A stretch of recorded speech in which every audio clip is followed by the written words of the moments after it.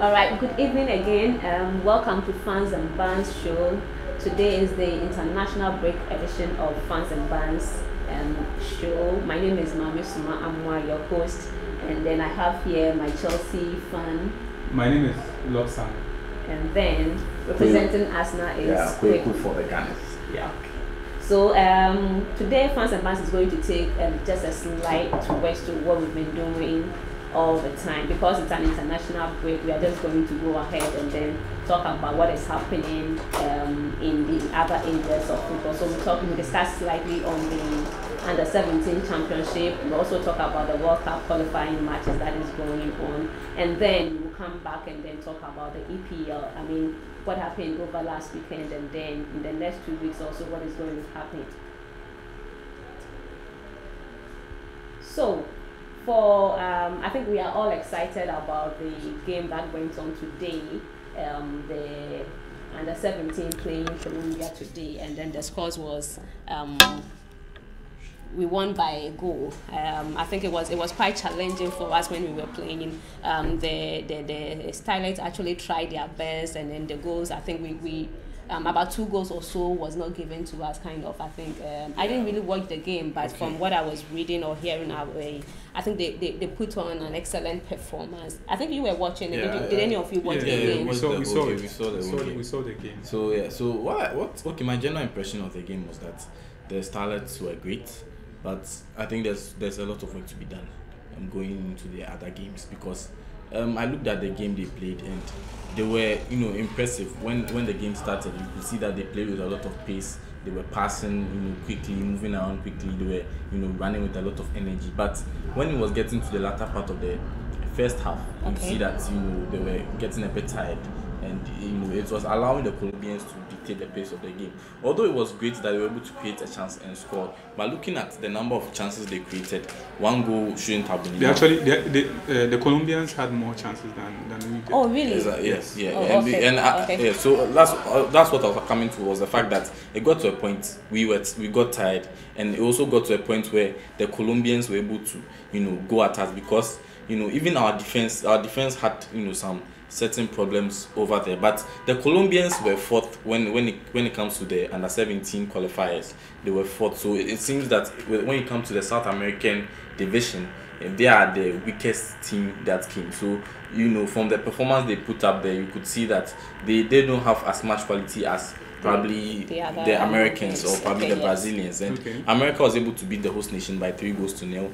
And so I'm looking at a tougher game than we faced, and we need to work on certain departments. I don't know for you. So what was your whole impression about the game? What do you think about the style going into the next competition? What do you think is going to come out of the next competition? What do you think needs to be done in the team for us to proceed in this competition? I think there's room for improvement, but I only believe they can get better as the tournament proceeds. I mean, it was a tight game.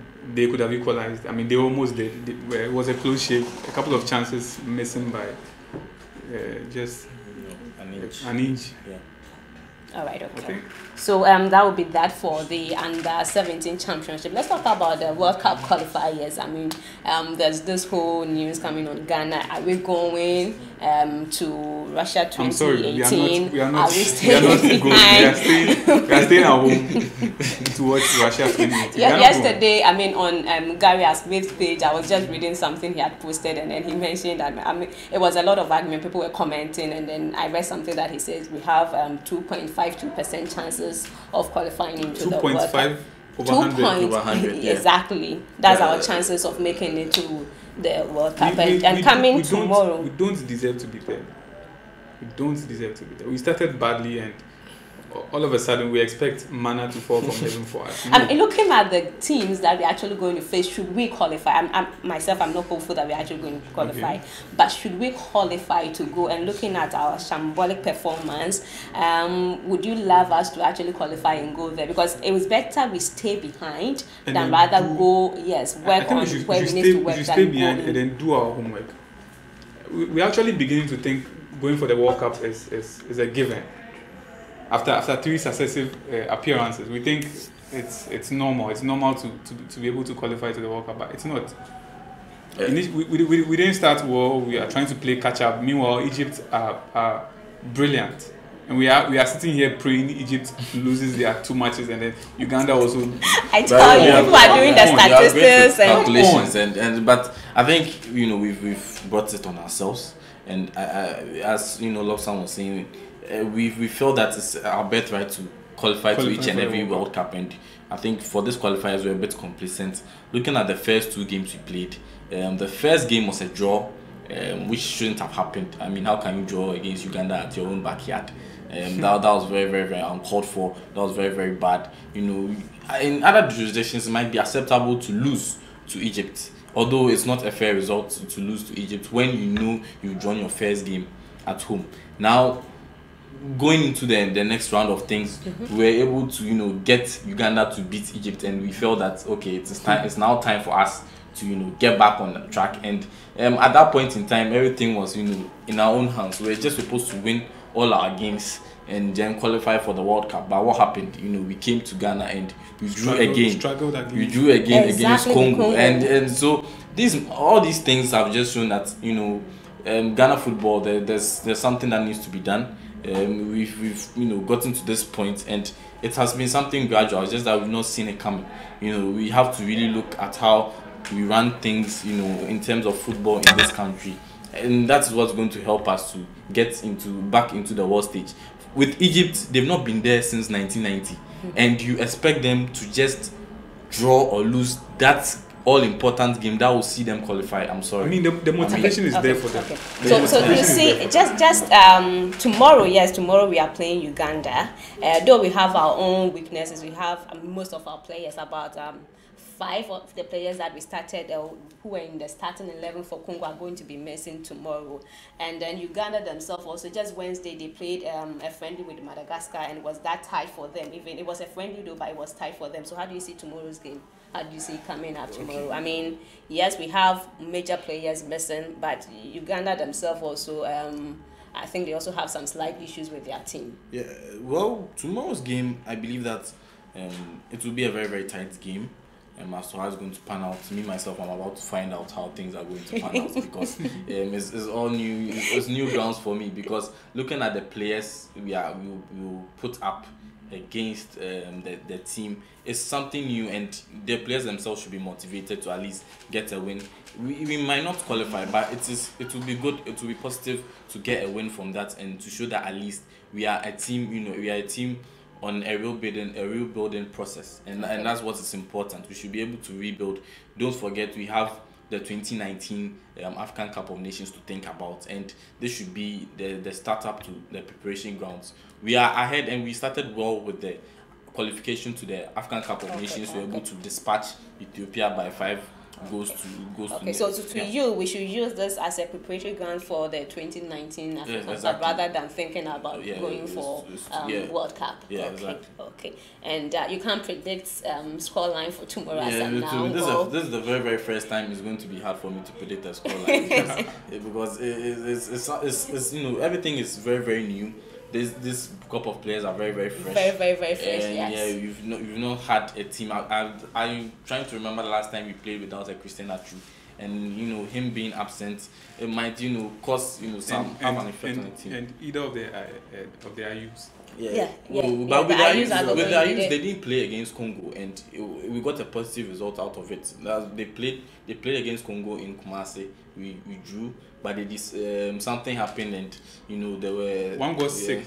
One got posted a picture of himself. But then again, people are also talking about the inclusion of Amate. What's your own opinion about it? Because Amate hasn't had a lot of playing times, and here comes in the lineup. Actually, he's in there. So, what's your own opinion about that? Do you think it's a good a good step to actually include him, or you think if it had been you, if you were in his position, you would have actually held back on including Amate? With me, it's mixed feelings. The mixed feelings is that Daniel Amate undoubtedly is one of the best defenders we have in the Black Star setup, but it is sad that he cannot get playing time back in his club in England, and that's the sad part. Him being included in the team is not any news, because we've had players in other jurisdictions that do not start in their in their clubs, but when they go to the national team, they are first choice and they really do perform. well. They really perform in their team. So him not playing for Leicester, it's just sad for me as a Ghanaian to watch the EPL every week. As you can see, we are fans of the EPL. We watch the EPL each and every week, and you want to see somebody from your country in there, but because he is always more often than not forced to sit on the bench. It's quite sad, but he's one of the best we have, and it's not a bad idea. I don't know for you. What do you think about his inclusion? His inclusion is going to work. Looking at the team chemistry, some players, the presence of some players is very necessary. For example, Asamoah Gyan, the senior players, Christian Achu, Daniel Amate, and this time we don't have Achu, we don't have Asamoah Gyan. So I think aside the Jan, the Ayu, and then Christian Achu, we should have Amate in there, even if he's not playing. All right, okay. So I think all that we can do is to just wish the Black Stars well tomorrow as they play, and at the end of the day, we hope for a win. I feel Ghana will win the game, but I feel we'll still not qualify. We'll still not qualify. But what I prescribe for everybody is a cream crackers. You can score 100-0. You still not qualify. On a lighter note, I prescribe cream crackers as series for you anytime you have a stomach upset. It was a great remedy. Yeah. All right, okay. And then let's look at Argentina. Argentina, I mean, in their game with Peru, they failed to beat them. Everybody wants to see Messi at the World Cup. I want to see Messi at the World Cup. I do not know about me if I want to see Messi at the World Cup.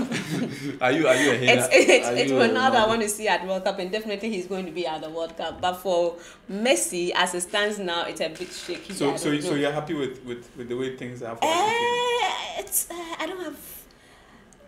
Just to play about it. I'm indifferent in here. I am indifferent here. But I mean, not just because I do not read. It's not like I do not like Messi. I do have some kind of hate for him. No, it's not hate. Come on. I mean, if he does well, yes, I would actually give the credit to him. Whenever he plays well, no. When Messi plays well, I give him the credit. But in this case here, I think when you put Messi and then Ronaldo in there, and then you tell me that okay, which of these people do you want to see at the World Cup? Just choose one person. Of course, I'm sure a number of fans out there will not really be happy with you. I'm sure a lot of people will actually be excited. So right now she's admitting she's a Messi hater. No, I do not hate Messi. But let's look at Argentina, the team itself. I mean, let's forget about Messi. Yes, Messi is in Argentina though. But what do you think about their current state now? Do you think they're actually going to make it for the World Cup? Argentina, I think there's too much drama surrounding the team. And there's too much. I don't know. The coach himself has not found a way as at now to get players to work together. There was one player, Mario Icardi, who wasn't a regular feature in their team, but they are now trying to get him back into their team. He was out, not due to his footballing reasons, because for Inter Milan he's been great, out season in, season out. But he had some issues with one legend. He ended up marrying the ex-wife of one Argentine legend, and that got everyone in Argentina quite upset with him, and for that reason he wasn't included. So now that he's been included, I think the coach is sport for choice and is finding it very hard. The coach has too much to choose from. Yes. You have Dybala, you have Higuain, you have Aguero, you have Di Maria, you have Icardi. So much. He doesn't know which one to pick, and. Okay. It's like going into an exam and then you flip to section B and then you find out you can answer all the questions. And you go to section B too. You can answer all. You're sitting down trying to decide and time is going against you. I think that's the problem at Argentina have. I think I like that one. I see them winning against Ecuador, their next match on Tuesday. On Tuesday, yes, on the 10th. I really want to see Argentina at the World Cup. I can't remember watching a World Cup with Argentina. Oh! I won't mind if Argentina make it fine. If they don't, I mean, a number of teams have gone without the World Cup, and it's been okay. We are not even going for the World Cup, so I think both of us will be in the house watching the other teams participating. Right? Like we probably did in 2002 or way back 98. Number of World Cups. Okay, so if you are out there watching us, you can also join us with your comment. Tell us what you think. Do you think Argentina is actually going to qualify to the World Cup? And again, tomorrow's game, you can send your prediction. Do you think Ghana is actually going to make it with all the noise and all the statistics and analysis that has been done? Do you think And there's still a mathematics. way for Ghana to Mathematics. actually qualify? And if even we are going to qualify, would you actually love to see Ghana at the World Cup, looking at our abysmal performance over the years? So kindly send in your comment, and then we would love to read it. Okay. So now let's go to our EPL.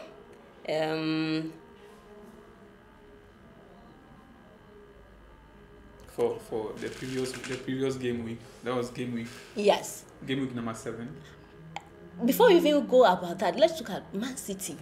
Man City. What's In other words, happening in that you want to look at Chelsea, right? But it's a nice way to look at it from Man City and Chelsea, the way they've been bamboozling and shackling all teams, and they were able to just put Chelsea at one corner. One corner means something interesting these days, but it was quite interesting the way they were able to just. I never put Chelsea mentioned. at the corner. I just mentioned Man City. It's something And then once I mentioned Man City, you think I'm talking about You were Chelsea. trying- Okay, so you were now throwing that shade. You were okay, so throwing now, shade. now that you have actually brought yourself, let's talk about Chelsea and then Man City game. You lost a goal. You lost by a goal Yes. to Man City. Yes. I was thinking, because from how you have been talking and all the time telling us that, you are back to form. We see all the things that's happening in your team. I thought you were going to be able to at least stand Man City, or I was expecting a draw game, but it happened that still Man City are still strong. we went into the game without a backup plan. We started the game, we were playing very well, creating chances. I've seen the game like 3 times, and Oh, after the game, you watched it like I've 3 seen times. it. I've seen it. Oh, okay. I've So seen you were it. trying to pinpoint the Yes, loopholes that yes, you the had in the loopholes. game. Okay. We And could what have- did you we discover? could have- What did we you could find? have- We could have won the game. We started well, and then somebody pulled his hamstring. But I don't think that's the only reason why you lost the And game. no, we didn't come in with a backup, and then immediately you throw on William for what? Yeah, I think that because. So he was whom are thinking you about, blaming here? The I'm bla- coach. it's, You are it's- blaming the It's coach? clearly Conte's fault that we lost. Oh, okay. Yeah, Okay. I'm okay. A striker goes off. You have a striker, another striker on the bench, and then you decide to bring in somebody who doesn't score goals. And what are you trying to prove over here? You're playing, it's Man City you are playing against. It's not some Crystal Palace or some Karabag or something. and for as long as William Batshuayi was on the bench, we were struggling to create chances until he came in, and then we started exerting pressure. But then that was just 15 minutes to the end of the game, and we deserve to lose that game. But we'll bounce back. We'll bounce back. Bounce back. Yeah, Bounce Hope back. becomes okay. For me, I think Okay. You bounce back. In the absence of Morata is actually going to be away for about 6 good 6 weeks that weeks, I yeah. understand. I think- and I then think- how are you going to bounce back I without think him? that Because I think know that he's doing magic for you in the team. I think that's 6 weeks. It's a hoax cooked by the Spanish doctor. They actually feel Chelsea are trying to not let Morata play for the national team. Yes, true. So you think that they call Chelsea, we want your player, and then Chelsea said he's injured, and then they say, okay, then bring him and let's see. Okay, you say he's really injured, let's give him 6 to 8 weeks. So that's your idea. So what we have is Chelsea doctors are going to have their own scan, and Morata himself tweeted or put it on Instagram that his target is actually against Crystal Palace. That's our next match. But he deleted it. He deleted it. He deleted the tweet, so it's not valid anymore, is it? So there's more to it than the 6 to 8 weeks. I so don't you believe do not it's 6 you do weeks. not believe that he's going to actually I be away believe for he 6 should come weeks? back He whenever should he is. come back. Really? He should take some series and some cream crackers. What is his absence in the team going to mean to your team, to the Chelsea team? Morata's absence in your team. Should it happen that for the next 6 weeks Morata doesn't come? Actually, our next 6 fixtures, we have Palace and then a couple of teams we love playing against. So Morata not being there for the next few weeks, I think it's going to be fine. I think Batshuayi can hold down the fort in his absence, but we need him for United. United have to fill our new striker. They have to feel, but they also have King Luka. They have to smell pepper. But United have King Luka. That is why they have to fill our new striker, our record signing. Oh, okay. Our 7-goal striker. Oh, okay. Our headmaster. Oh, All okay. that. Let's see all that. Let's look at Arsenal. I think Arsenal they beat Britain in the league by 2 goals, and then I think Arsenal has been doing well for some time now, for some few weeks. I sat here, you see. I think the Europa is actually working for you. Would you say the Europa League is actually a blessing to you? Because it's like I think let me just drop my phone and then let me get into the thing one by one. I sat here and said that we needed to just weather the storm of the transfer market, and after the transfer market, no loss whatsoever, and it's great. It's great. Actually, anybody that comes, I do hope you keep this going. Anybody until that February, comes, until after February. anybody March, that April. just relax, and let's see how. Just watch the story unfold for us now. You get it, So it's just anybody that comes, we just just going through, just passing through, and just doing all we can. But it's great, and it's a great result, and it's great, and it's very, very lovely for our team. Yeah. Okay, I mean for the last 6 games or 7 games, you've gone unbeaten. Yes, that's the case. And then that's since that transfer market I was talking about, since that first international break that needed us to just restructure and regel. We are just hoping that after this international break we don't disorganize, and that is my fear. But I believe that in everything Arsenal does is great, and we are going to sail through and bust through. Yeah. Okay, so for your next game, that is I think 14th of September. You're actually in October. Sorry, you're actually going to play against Watford. Is that not the case? Yes. Yeah. Yes. And how do you see that game? Are you still going to go? Are you going to carry the day? Let me just ask you that question. Watford are a very tricky team. You just don't know who can score. From any point in time. The last time we played Watford, at Emirates, that was the last time the both of us we played. It was very, very sad. It was a very, very sorry sight. I didn't, enjoy myself at all when I watched that game. We were woeful during the game. But this time around, I believe that Arsenal is on form to revenge and avenge, that side. We are going to go back. It's payback time for Arsenal. I love the way Arsenal fans are talking now. We are going to win by 3-0. But Watford themselves, I think, going into this game, the Arsenal players should not be overconfident like I am sitting here, because if they do so, they might be laughing at the wrong side of their mouth. So Arsenal going, the defense should be very, very confident, and they should take things easy and see Watford as a worthy opponent, because Watford are a side that you don't know where the goals are coming from. Their strikers don't really score, but goals can come from players like Dawo Yamat, who's a left back. Goals can come from Dukoi, who's and then Richarlison, who plays behind the striker. So they have great and immense source of goals. And so it's very, very hard to play against Watford, because you cannot target one man and know that this is the person the goals will be coming from. The goals come from anywhere. So the defense should be up and doing, and they should be on their feet for 90 minutes. And I'm sure they're going to do that, and that will make us win the game. All right, okay. So, definitely 14th October will come, and then we will see at the end of the day the scores are actually going to tell. Unfortunately, we do not have any Liverpool fan here. We do not have any Manchester United fan. But they have a big game together at Anfield. Exactly. I'm very sure next week Friday are still going to sit here, and then we are going to discuss it. But before even next week Friday comes, what do you think about that goal? Liverpool playing in Man United, and it's actually a home for Liverpool. I'm rooting for Liverpool. Yeah, but I don't know. I'm having the feeling with the challenges Liverpool is actually facing with their defense. Yeah, I'm rooting for them. I have a feeling that Manchester United will win the game. I'm having United guys are talking too much. No, I do not think I feel it's about time, because it's as if they are still playing preseason. They haven't met any. I think this is going to be their big team. So this is actually going to tell us. Yes, how far United can go in this is, because this is going to be their biggest thing. Biggest place so far. They need to shut up. So you think they need to feel the fire, feel the real? Yeah, from somewhere, from Mohamed Salah or Sadio Mane or some Firmino. But in the last time I rooted for Liverpool was against Man City. They really, really disappointed me. It was so sad, and it was so painful when just watching that game, and you just saw Sadio Mane get a red card, and all you could see was the goals coming against Liverpool, and Liverpool basic defending.